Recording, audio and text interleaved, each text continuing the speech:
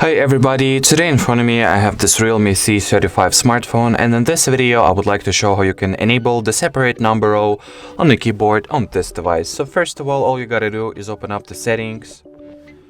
Here at the settings, look for system category. At the system menu, go for languages and input. Here at the keyboard section, go for on-screen keyboard.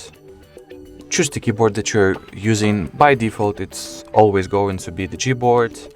And at the Gboard settings, choose preferences, and at the preference menu, all that is left to do is to turn on the switch and the separate number row will appear on the keyboard. So that's how the keyboard will look like without this separate number row on top of the characters.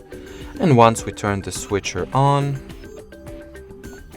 as you will see, there is the separate number row that has appeared on top of the characters on the keyboard of this device. So that was it for this video, guys. Thank you so much for watching. If you found this video helpful, don't forget to leave your like and subscribe to our channel. Bye bye.